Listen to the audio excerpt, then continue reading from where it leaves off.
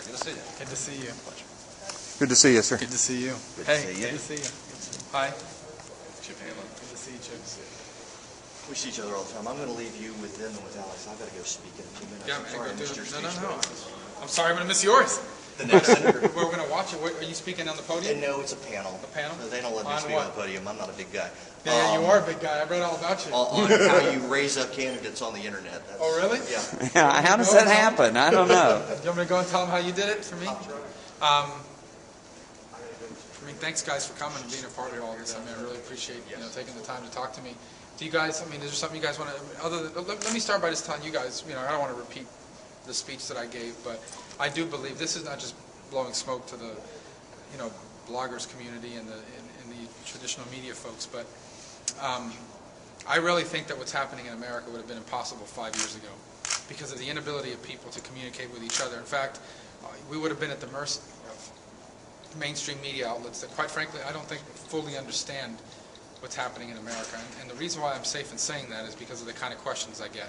I mean, when your nation is about to be enveloped in debt that's going to reach basically the equivalent of our gross domestic product, when you have governmental policies that are fundamentally attempting to redefine the American nation, and instead they want to talk about issues that aren't central to these extraordinary generational consequential decisions that are being made, it tells you that the people, and I alluded to that in the speech, but in terms of this movement, this pushback, the reason why this pushback is working in America is because people are able to communicate with each other and across mediums like what you're using, that there are places where mainstream media and political figures get fact-checked on everything they do and say, and where the true story is often told.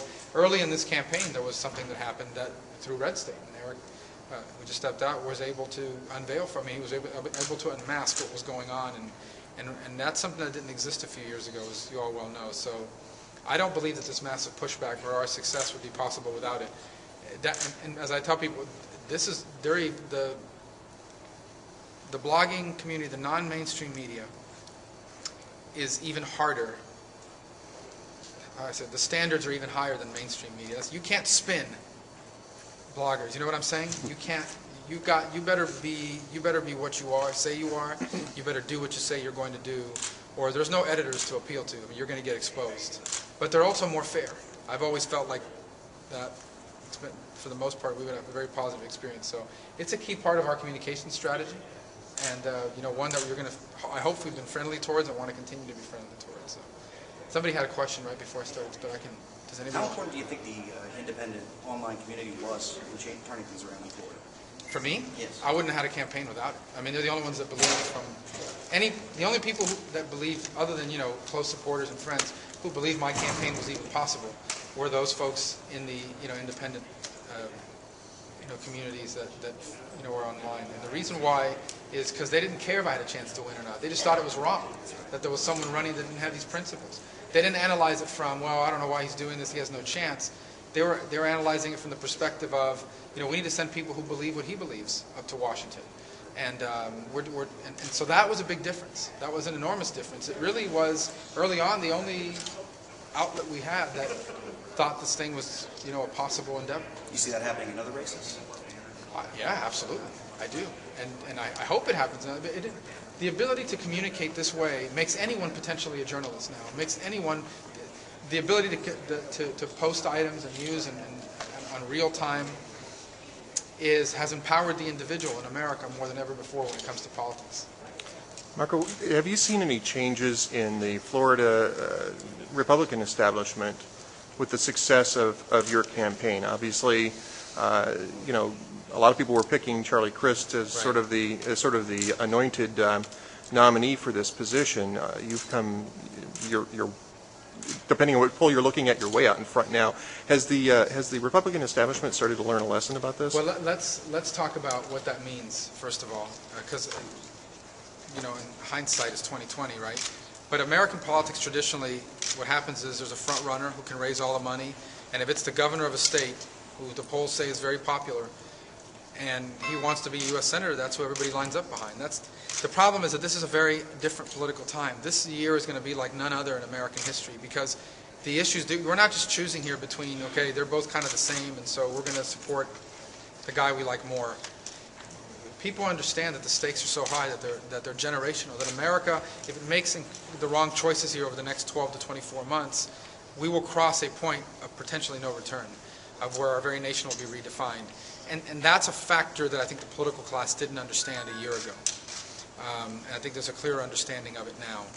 And also, the notion of a political establishment, I think, has been redefined. I mean, in many respects, you are becoming, those independent voices who care about center-right politics are becoming an important part of a new type of establishment, in the sense that it has to be counted on. And I think going forward in the future, one of the things that candidates are going to be vetted for is how are they going to be received, how are they going to be perceived by these very strong voices in the center-right movement that are going to have something to say about this election. So are you saying that the GOP establishment in Florida is being more supportive of you? Well, we don't really have a GOP establishment in Florida involved in the primary now. I mean, the primary is a primary, and they're treating it the way it should be. We've had some changes.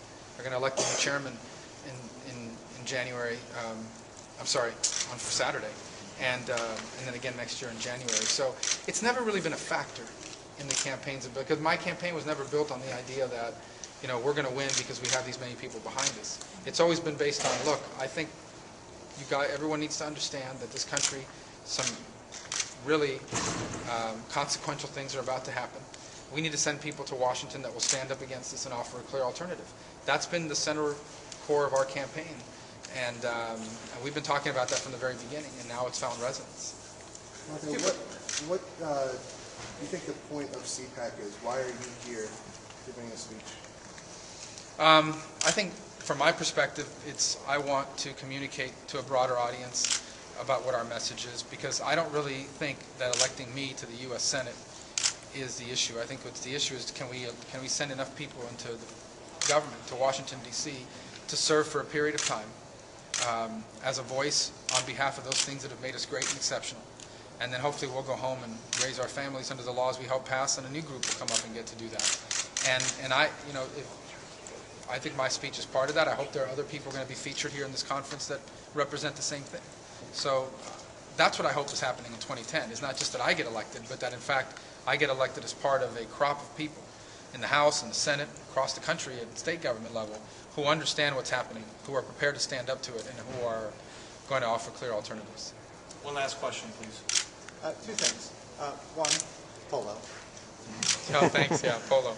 Two, I assume, of course, you're going to be looking forward to working with Senator Brown in the next Senate. But what do you think that the Scott Brown election tells us about both the Florida race and the general? Well, at a simple level, it tells us that if the Obama agenda is not safe in Massachusetts, it's not safe anywhere. At a broader perspective, it tells us that what we are feeling, you know, what I'm sensing in the events that I do and the speeches I've been giving in the straw polls that are happening in Florida are part of something much bigger than just some one-state thing. It's happening across the country. People across the country are saying, look, America's got problems, and we elected some new, fresh leaders in 2008 because we thought they were going to fix these problems.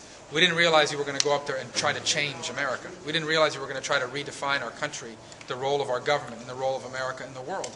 And there's a very strong reaction against it. It is a massive pushback that crosses party lines, that crosses traditional political definition, and Massachusetts is just the latest example of that.